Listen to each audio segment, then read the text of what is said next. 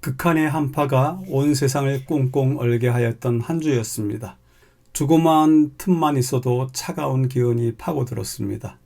이러한 때에 여러분들과 가족들은 평안하셨고 댁은 무고한지요.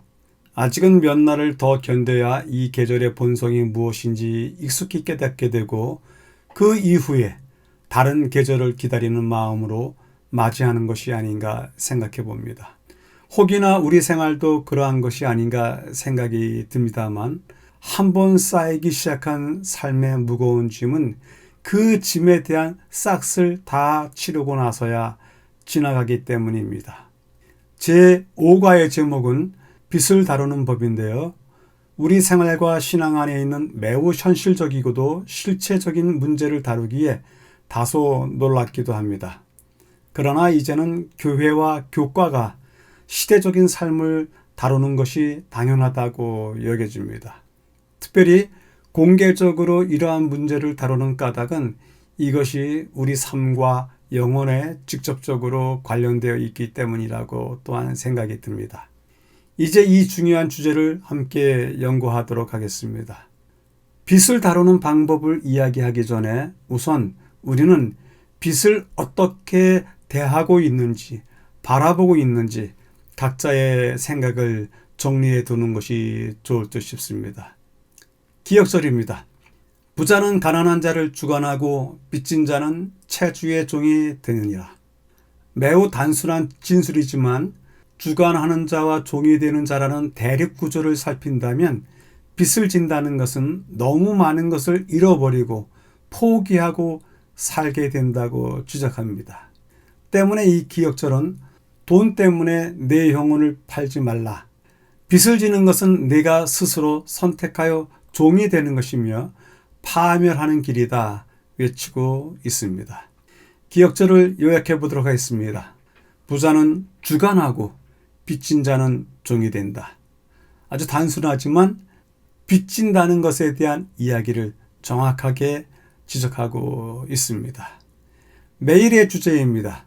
일요일 빚, 월요일 하나님의 지도를 따름, 화요일 빚에서 벗어나는 법, 수요일 보증서기와 일확천금의 유혹, 목요일 빚을 낼 때 주의할 점. 전체 제목 빚을 다루는 법은 어떤 이야기들로 구성되어 있는지 아주 정확하게 지적하고 있는 것 같습니다. 첫째 날 빚은 어떻게 생기는가 소개하고요. 둘째 날 하나님의 지도를 따라서 살 것을 공고하고요. 셋째 날 빚에서 벗어나는 법을 실천적으로 또 실제적으로 제안을 하고 있고요. 넷째 날 빚의 또 다른 모양인 보증서기와 일확천금의 유혹을 제시하면서 재정 운영에 있어서의 유혹을 견디라고 이야기를 합니다. 다섯째 날 빚을 낼 때 주의할 점을 이야기하면서 어찌할 수 없는 빚내기라고 할 경우에는 그렇면 이렇게 해보자 제안하고 있습니다. 따라서 본문의 주제를 구분하여 구성해 본다면 일요일을 서론으로, 월, 화, 수요일을 본론으로, 그리고 목요일을 결론으로 정할 수 있습니다. 전체 배경입니다. 본문 내용을 확인하도록 하겠습니다. 빚의 정의, 미래소득 이런 단어가 보이고요. 빚에 대한 권면 26번 언급된다 이야기도 나오고요. 빚은 이제 전 세계적인 문제가 되었다. 한 곳에서 일어난 금융위기가 전 세계적인 문제로 발전되었다. 그 내용을 살펴보도록 하겠습니다. 빚의 정의를 어떻게 내리고 있다고요? 빚은 미래 소득을 오늘 앞당겨 쓰는 것이다. 과거의 소득이 아니라 앞날에 있는 아직 오지 않은 미래의 소득을 오늘 앞당겨 쓰는 것이다.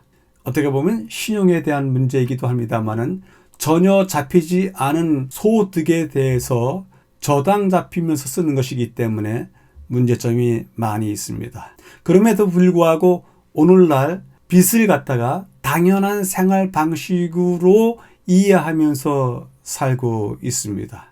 어느 한 개인의 자산에 대한 이야기를 할 때면 그가 가지고 있는 현재의 재산 더하기 그가 가지고 있는 부채, 그것마저도 그의 자산이라고 이야기를 합니다. 그 부채조차도 그가 가지고 있는 능력이기 때문에, 그의 역량이기 때문에 그것도 그의 자산으로 취급한다고 합니다. 빚에 대해서 성경은 26번 이야기하고 있는 것인데요. 돈을 빌리는 것은 결코 나쁜 것이 아니다. 죄가 아니다. 단지 그것이 초래하는 나쁜 결과가 너무너무 크게 있다. 지적하고 있습니다. 그러면서 로마서에 다음과 같은 말씀을 주시는데요. 모든 자에게 줄 것을 주되 조세를 받을 자에게는 조세를 바치고 관세를 받을 자에게는 관세를 바치고 두려워할 자를 두려워하며 존경할 자를 존경하라. 피차 사랑의 빚 외에는 아무에게든지 아무 빚도 지지 말라. 남을 사랑하는 자는 율법을 다 이루었느니라 말씀하고 있습니다. 이 빚에 대한 문제 중에 마지막 문제를 전체 배경에 써놨는데요. 빚이 전 세계적인 문제로 등장했습니다. 세계인의 삶이 이제는 지역이 가깝고 멀고 관계없이 연동되어 있는 것을 보게 됩니다. 1998년 태국에서 금융사고가 있었습니다. 자본이 한꺼번에 유출이 되었습니다. 그것이 전 세계적인 위기로 번졌습니다. 러시아에서는 부채 상환 능력이 없다고 선언을 했고요. 대한민국에서는 외화가 부족한 위기를 맞기도 했고요. 브라질도 마찬가지 위기를 겪었습니다. 더더욱 2008년에 있었던 미국에서부터 시작되었던 서브프라임 모기지 사태는 저소득층의 주택담보로서 막대한 돈을 빌려줬다가 불량 채권이 됨으로써 글로벌 금융 위기로 바뀌게 되었는데요. 한 지역에서, 한 나라에서 벌어진 금융사고가 전 세계적으로 큰 영향을 미쳤던 것입니다. 전체 배경에 대해서 설명을 하면서 한 가지 교훈을 얻을 수 있습니다. 어떠한 일에 있어서도 빚을 지지 마십시오. 단순하지만 초기 배경으로서 이런 개념을 가지고서 본 내용을 공부한다면 조금은 더 쉽게 이해할 수 있을 듯 싶습니다. 이 진술에 대해서 질문을 해본다면 이런 질문을 할 수 있을 것 같습니다. 빚, 그것은 필연적인 문제인가? 선택적인 문제인가? 다시 말해서요. 생존을 위하여 어쩔 수 없이 지는 필연적인 문제인가? 아니면 가능하다고 생각했으나 변수 때문에 상환하지 못하는 선택적인 문제인가? 물어볼 수 있는 것입니다. 과연 우리가 조그만 빚을 지고 있더라도 그 빚이 어떻게 생긴 문제인지요? 우리의 생존을 위해서 어쩔 수 없이 지게 된 빚인지, 아니면 갚을 수 있다고 생각하여서 얻었었는데 변수가 생겨서 아직까지 상환하지 못하고 있는 우리 스스로 선택한 문제인지 생각해 보는 것이 필요하다고 여겨집니다. 이제 첫째 날입니다. 빚, 첫째, 무지 때문에 빚을 지게 된다. 두 번째, 욕심 때문에 빚을 지게 된다. 세 번째, 개인적인 불행 때문에 빚을 지게 된다. 빚을 지게 된 상황에 대해서 세 가지로 이야기하고 있는데요. 재정 관리의 원칙을 배운 적이 없다. 들어본 적이 없다. 무지 때문에 빚을 지게 된다. 그러니 이제는 원칙을 배우고 적용하는 법을 배우자 이야기하는데요. 여러분들, 우리가 돈을 사랑하지는 않지만 돈이 필요로 하고 또 돈을 좋아하시죠? 그런데 문제는 돈에 대해서 전혀 알지 못한다는 것입니다. 이를 비유로 삼아본다면 한 여인을 사랑하지만 그 여인에 대해서 전혀 아는 바가 없는 것과 같습니다. 때문에 우리가 돈을 사랑하지는 않더라도 돈이 필요하다는 것을, 돈을 쓰는 법을 배워야 된다는 것을 배우는 것은 당연합니다. 그러므로서 우리가 빚짐에서부터 벗어날 수 있다고 첫 번째 제안하고 있습니다. 두 번째, 빚지다. 욕심 때문에 생긴다. 인간 안에는 삶에 대한 욕망이 있다. 그 욕망을 우리 스스로의 능력 이상으로 채워가고 있다. 그러기에 가진 것에 만족하면서 살아가야 한다. 즉, 빚지는 이유는 욕심 때문에 생긴 것이다. 이야기하고 있습니다. 여러분들, 돈 맛을 안다라는 표현을 아시죠? 돈을 사랑하게 되는 첫 단계인 듯 싶습니다. 욕망에 이끌리는 첫 단계인 듯 싶습니다. 때문에 돈의 노예가 되지 않으려면 지혜와 믿음이 필요합니다. 빚을 지는 세 번째 이유, 불행 때문이다. 태생적으로 자연재해 때문에 이끌어 나갈 수 없을 만큼 어려운 생활 여건이 있을 수 있다. 불행들이다. 그런데 그 불행 때문에 빚을 계속 질 수밖에 없는가? 아니다. 극복할 수 있다. 빚 문제를 세 가지 면에서 그 원인을 찾아보면서 방안을 제시해 보고 있습니다. 특히 세 번째 문제는 참으로 안타까운 일인데요.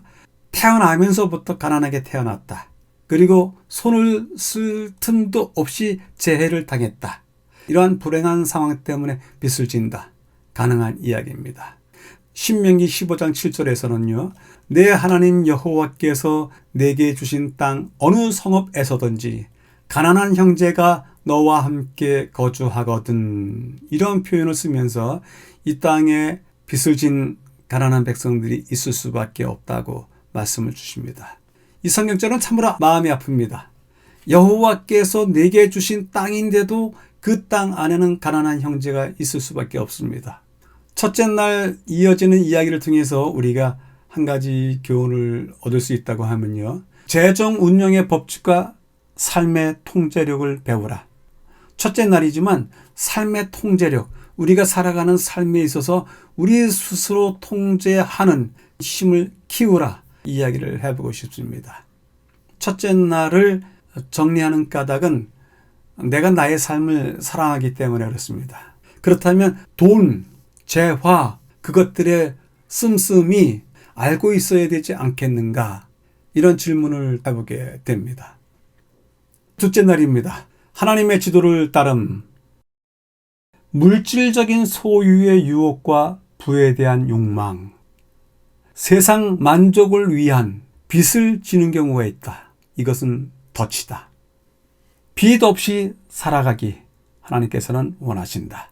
과연 하나님의 지도를 따름 어떤 과정에서 우리가 하나님에게 지혜를 구하고 그분의 권고를 따라야 되는지 그 과정을 살펴보도록 하겠습니다.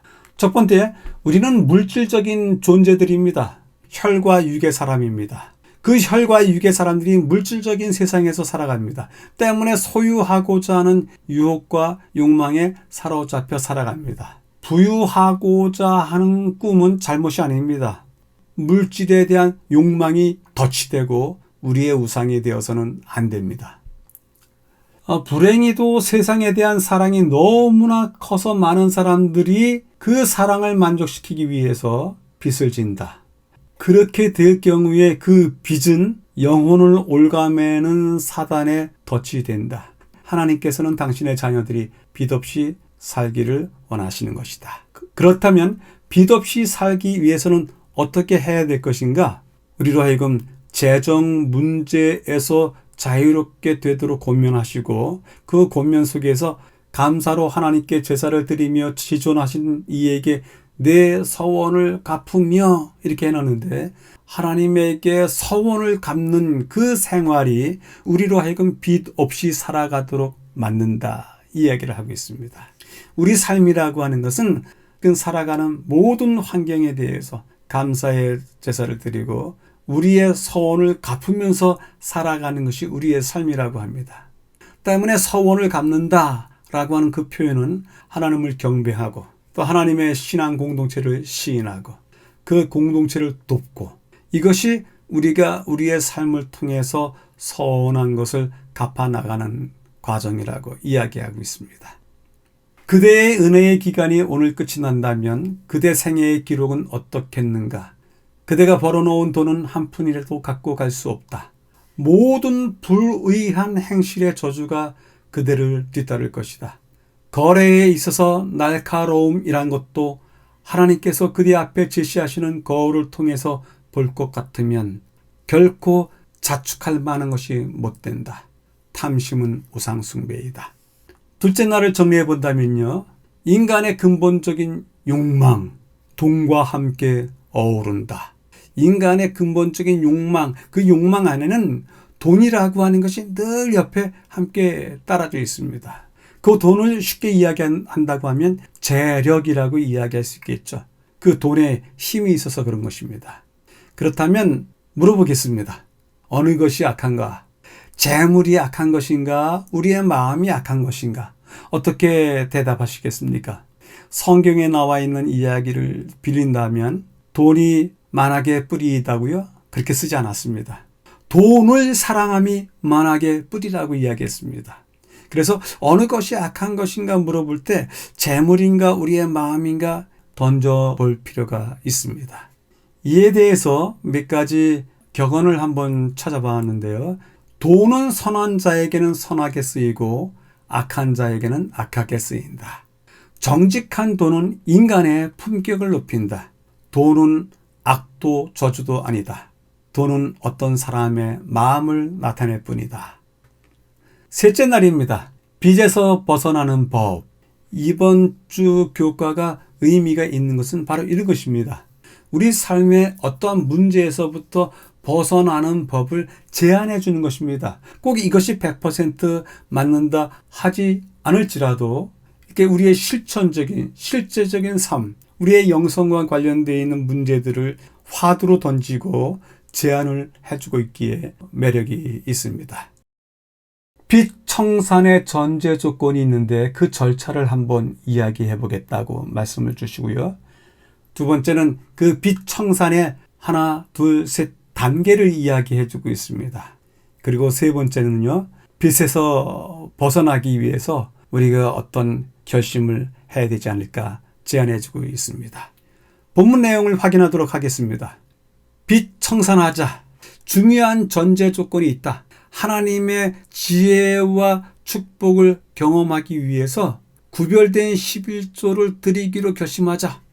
지금 빚 청산에 대한 이야기를 하고 있는데요. 갑자기 하나님께 구별된 11조를 드리기로 결심하자 제안하면서 시작합니다. 왜 이런 전제 조건을 붙였을까요? 이유가 있습니다. 11조를 드림에 대한 허락에 있어서 하나님께서는 우리가 가지고 있는 삶의 빚들, 어떻게 해서 극복할 수 있는지 그 지혜와 축복된 기회들을 주실 것입니다. 그렇기 때문에 빚을 끌어안고 있었을지라도 우리로 하여금 구별된 11조를 드리기로 결심하고서 빚에서 벗어나는 길을 함께 가보자 제안을 주고 있습니다. 그 빚 청산의 단계들입니다. 1단계, 이제 빚지지 않으리라 선언하자. 이 번호는 현금이 있을 때만 쓰겠다. 신용으로 사지도 않고 얻지도 않겠다. 돈이 없다면 쓰지 않겠다. 이런 마음을 가지고 선언을 하라고 이야기합니다. 두 번째 단계는 하나님과 약속하라. 하나님께서 주실 축복은 오직 빚 갚는 데만 쓰겠다. 하나님의 약속을 믿고 그 축복을 구하라. 제안을 주십니다. 빚이 있는 자로서의 마음의 불편함도 있고 부끄러움도 있을 텐데요. 하나님과 약속을 세우라고 합니다. 그 약속에 따라서 축복하실 터인데 그 축복으로 빚을 갚는데 제일 먼저 쓰고 가장 크게 쓰고 조금도 남김없이 쓰라고 이야기를 합니다. 세 번째 단계는요. 직접 실천하라. 목록을 만들고 그 목록을 통해서 갚아 나가야 될 것들을 갚으라. 최소 상환해야 되는 금액서부터 상환해야 될 금액이 큰 쪽으로 늘려나가라. 그 까닭을 아시겠죠? 여러 빚들이 있는데 빚의 개수를 줄이는 것도 중요합니다. 그러기에 최소 상환해야 되는 금액서부터 갚아나가고 점차로 늘려나가는 것입니다. 예상치 않은 방법으로 하나님께서 우리를 축복하실 것이다. 왜냐하면 하나님께서 우리가 빚을 짊어지고 사는 것을 원치 않으신다. 하나님을 최우선 순위에 두게 되면 하나님께서 우리에게 맡기신 것을 관리하는 지혜와 축복 또한 얻게 하실 것이다. 하나님께서는 우리가 과거의 실패에서 교훈을 얻기를 바라신다. 그분의 기관들이 빚을 지는 것은 그분께 기쁨이 되지 않는다. 우리가 크고 값비싼 건물들을 짓는 일을 거부함으로써 사업에 대한 특성을 드러내야 할 때가 왔다. 우리는 과거의 실책들을 그대로 답보하여 점점 빚에 빠져드는 일을 하지 않아야 한다. 우리는 오히려 아직까지 우리의 기관들이 지고 있는 빚을 청산하기 위하여 노력해야 한다. 비록 기관의 빚들에 대한 이야기를 인용해 오셨습니다마는 기관들만큼이나 우리 각 개인들에게도 이 교훈은 정확히 적용이 됩니다. 기관이라고 하는 단어를 빼고서요, 내 자신을 집어넣고서 이 이야기를 다시 읽다 보면 우리에게도 해당되는 이야기인 것을 알게 됩니다. 셋째 날 이야기를 정리해 보면요, 우리는 우리의 신앙에 대한 이야기들을 하면서 진리, 참, 그것에 대해서 참으로 많이 이야기를 합니다. 그런데 그 진리, 참된 것, 그것을 증명하는 길은 무엇입니까? 논리로 우리가 증명합니까? 목소리 큰 것으로 우리가 증명하는 것입니까? 진리와 참을 증명하는 유일한 길이 있다고 하면 그것은 그대로 행하는 것뿐입니다. 그대로 행했는데도 불구하고 제시한 것이 틀리다고 하면 그것은 진리가 아닌 것입니다. 오늘 주신 말씀들이 우리에게 참이 되기 위해서, 그것을 증명하기 위해서 행하시게 되길 바랍니다. 신앙, 그 신앙은 우리에게 어떤 영향력을 끼치는가 이렇게 생각을 해봐도 우리의 언어적인 찬양, 언어적인 고백으로만 만들어진 것이 아닌 것을 느끼게 됩니다. 여러분들께서도 신앙이라는 것, 특별한 어떤 영향력을 끼치고 있다, 우리 자신이 바뀌도록, 변하도록 끼치고 있다 하는 것에 대해서 생각해 보시고 이 질문에 대한 대답을 찾아보시게 되길 바랍니다. 넷째 날입니다. 보증서기와 일확천금의 유혹. 매우 호기심이 가는 제목인데요. 본문 살펴보도록 하겠습니다. 다른 사람이 갚아야 할 빚에 대해서 책임을 지길 원치 않으신다. 성도가 찾아와서 보증을 서달라고 부탁할 때가 있다. 아들과 딸이 그렇게 부탁할 때가 있다. 일확천금의 부자가 되는 그러한 유혹, 그것 역시 덫이다. 타인의 재정에 대해서 보증을 서게 된다. 그러면 당신은 타인과 그의 채무에 얽히고 거기에 잡히게 된다. 그렇게 하지 말라. 성경 구절 중에서 내 아들아, 내가 만일 이웃을 위하여 담보하며 타인을 위하여 보증하였으면 내 입의 말로 내가 얽혔으며 내 입의 말로 인하여 잡히게 되었느니라. 내가 스스로 구원하라. 이제 여러분들이 보증서기를 했더라면 거기서부터 여러분들 스스로가 구원하기 위해서 보증의 끈을 정리하셔야 된다고 생각이 듭니다. 교회 구성원이 와서 부모와 자녀 관계에 있어서 도움이 필요하다고 하면 도와주라. 그러나 교우든지 아들과 딸이든지 부모든지 빚에 대한 보증, 그것에 대한 도움은 주지 말라. 신명기서 15장 10절에 내가 만일 너와 함께한 내 백성 중에서 가난한 자에게 돈을 꾸어주면 너는 그에게 채권자같이 하지 말며 이자를 받지 말 것이며, 이런 말씀이 나와 있는데요. 채권자같이 하지 않고 이자를 받지 않는다. 그렇다고 하면 보증이 필요 없는 것이겠죠. 신명기는 그러한 세상을 이야기하는 것 같습니다. 비록 가난한 자에게 돈을 꾸어주면 하는 조건이 붙어 있지만요. 어쨌든 보증에 대해서는 성경이 절대로 금하고 있습니다. 또한 빠르게 부자 되는 일확천금 얻는 부자 되는 꿈을 누구든지 꿀 수 있습니다. 근데 빠르게 부자 되는 유혹, 그것도 덫이다. 대부분 파산에 이르게 된다. 누군가 와서 듣기 좋은 말로 속삭이거든, 돈에 대한 이야기를 하거든, 그것은 함정이다. 그것은 감정적인, 재정적인 상처를 입힌다. 파산하게 된다. 매우 가까운 사람이 와서 유혹한다 할지라도 끌어들인다고 친다고 하면 전력을 다해서 도망치라. 나는 다음에 성경절들을 보라는 지시를 받았다. 너는 다른 사람으로 더불어 손을 잡지 말며 남의 빚에 보증이 되지 말라. 타인을 위하여 보증이 되는 자는 손해를 당하여도 보증이 되기를 싫어하는 자는 평안하니라. 불성실한 청지기. 그들은 다른 사람에게 속한 것, 곧 그들의 하나님 아버지께 속한 것들을 보증을 선다. 사단은 그의 백성들이 보증을 서는 자들의 손에서 재산을 빼앗는 일을 돕고자 준비하고 있다. 불성실한 청지기, 중간에 그런 이야기를 하고 있는데요. 누구를 그렇게 이야기하는 것입니까? 보증을 서달라고 와서 애원하는 사람들은 불성실한 청지기이다. 왜냐하면 그 스스로가 빚을 지는 것 자체가 불성실성을 이야기하기도 하지만 아는 사람의 재산마저도 빼앗을 것이기 때문에 그는 정말 불성실한 청지기일 수밖에 없다. 넷째 날 이야기를 정리해보면요. 우리가 읽어봤던 보증에 대한 권면들이 아주 혹독합니다. 왜 그렇게 혹독하게 매몰차게 끊어버리라고 이야기하는가요? 그것은 영혼의 문제이기 때문에 그렇습니다. 단순히 돈의 문제가 아닙니다. 돈으로 얽히고 설키고 붙잡히고 도망칠 수 없는, 그래서 영혼이 공고해지는 문제이기 때문에 그렇습니다. 그렇다면 질문을 해봅니다. 보증을 서지 않기 위해서 우리가 어떤 태도를, 어떤 입장을 가져야 되는지 질문해 보게 됩니다. 다섯째 날입니다. 빚을 낼 때 주의할 점. 첫 번째, 7년과 관련된 규례들이 있다. 종의 해방, 빚의 면제. 두 번째는 불가피한 삶의 조건에 있어서 돈을 빌려야 될 때가 있다. 불가피한 삶의 조건 두 가지를 또 이야기하고 있습니다. 마지막으로 불가피하게 돈을 빌리게 될 때에는 다음과 같은 것을 주의하라. 본문의 내용을 확인하도록 하겠습니다. 7년째 되는 해에는 어떤 싹을 주고 샀더라도 그 종을 놓아 주어야만 합니다. 종에게 자유를 주어야만 합니다.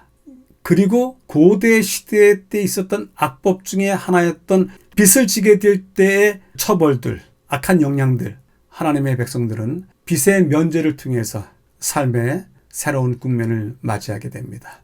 불가피한 삶의 조건이라고 하는 것이 무엇일까요? 삶의 기본적인 조건들을 충족하기 위해서 돈을 빌린다. 가장 대표적인 것이 경제 활동 기간을 훌쩍 뛰어넘은 장기 상환으로 집을 구입하는 문제, 그리고 부모와 학생들이 여전히 같이 고민하게 되는 학자금 융자, 이 두 가지 문제는 어찌 보면 돈을 빌릴 수밖에 없는 환경인 것입니다. 근데 그것에 대해서 이야기를 합니다. 일단은 노력해라. 가장 최소한의 돈을 빌릴 수 있도록 하라. 노력이 먼저이다. 그리고 전략하라. 전략하면 그 전략한 만큼 빌릴 돈이 적어질 것이다. 그리고 가능하면 부모가 자녀를 도와주라. 그러한 도움을 요청하라. 제안을 주고 있습니다. 우리 삶의 현실이기 때문에 어쨌든 돈을 빌릴 수밖에 없습니다. 그럼에도 불구하고 그 돈을 빌릴 때 최소한 빌리고 최대한 빨리 갚으라. 그러면 빚을 피하고 무거운 부담 또한 피할 수 있다. 온 가족들이 느낄 부담이 얼마나 큰지 아시죠? 그러한 부담을 피할 수 있다. 제안하고 있습니다. 다섯째 날을 요약해 보도록 하겠습니다. 내가 얼마만큼 수입이 있느냐. 그 이야기는 나의 유용성을 나타낸다. 빚을 지지 말라. 그렇다면 나의 역량을 높여야 된다. 돈 없음에서, 돈 필요함에서 자유로울 수 있는 방안은 나의 모든 역량을 높이고 특화함으로써 더 나아질 수 있도록 노력을 해야 된다. 제안을 드리고 싶습니다. 돈이 아니라 돈 사랑함이 일만 악의 뿌리입니다. 그러면 돈 사랑함에 대해서 우리가 어떻게 대할 것인가? 나는 지금 돈을 사랑하고 있는가? 돈에 애착을 가지고 있는가? 한번 물어보시고 그것을 어떻게 대할 것인지도 생각해 보시게 되길 바랍니다. 더 깊은 연구를 위해서입니다. 빚을 청산하는 단계로서의 세 단계가 있는데 화해부인의 글에서 가져온 것들이다. 첫 번째, 더 이상 결단코 빚지지 않겠다고 결심하십시오. 두 번째, 주의 도우심을 믿고 그대의 빚을 갚겠다고 하나님과 엄숙한 언약을 맺고 그 후에는 최소한의 생활 수준을 유지해야 할지라도 아무에게도 아무 빚을 지지 마십시오. 세 번째, 가능한 한 속히 빚을 청산하십시오. 빚 없는 삶을 살기 위해서 추가적으로 또 제안을 주고 있는데요. 그 세 가지입니다. 일단은 예산을 세우라. 그리고 두 번째, 신용카드를 없애라. 신용카드를 없애는 대신 오직 있는 돈만을 활용하라. 세 번째, 계획적으로 생활하라. 이 여섯째 날의 더 깊은 연구를 위해서 읽는 부분들도 우리가 여러 번 읽으면서 이 몇 가지 제안들에 대해서 우리의 마음에, 우리의 생각에 확실한 돌판들을 세우시게 되기를 바랍니다. 자신에게 물어보기를 하겠습니다. 재화, 성도와 교회를 포함한 세상의 경제 시스템이다. 벗어나서 살 수는 없다는 얘기입니다. 그렇다면 나의 만족한 경제적인 삶을 유지하기 위한 노력, 어떤 노력을 하고 있는가? 내 자신에게 질문해 보기로 제안드려 봅니다. 오늘의 교과를 세 줄로 요약해 보도록 하겠습니다. 빚, 삶과 영혼 파괴하는 덫이다. 빚지지 말라 말씀을 누누이 하셨고요. 빚, 생활 태도의 문제라면 배우고 실천해야 된다. 비록 얼마 지난 동안에 고통스러울지라도 배워라. 그리고 행해라. 그래야만이 빚이 지워지게 될 것이다. 세 번째요. 빚, 극복 가능하다. 하나님과 관계를 다시 형성하라. 우리가 하나님께 드리는 헌물도 하나님과 우리의 관계 안에 있는 문제이지만 우리가 지니고 있는 빚도 하나님과 우리 사이의 관계 속에 포함되어 있는 숨길 수 없는 덫입니다. 그렇게 내어놓고서 하나님과 관계를 다시 형성하는 것이 중요하다고 생각이 듭니다. 제5가 교과를 마치면서 우리 삶의 견고한 초석을 위한 묵상 두 말씀 드리도록 하겠습니다. 세상에는 사람에게 상처를 주는 세 가지가 있다. 고민, 다툼, 빈 지갑이 그것이다. 이들 중에 빈 지갑이 가장 큰 상처를 입힌다. 내일 할 일을 오늘 하고 오늘 살 것을 내일 산다면 자연스럽게 돈이 모인다. 오늘도 본 학기의 교과 연구에 참여해 주신 여러분들에게 감사드립니다. 다음 주에 다시 뵙겠습니다. 감사합니다.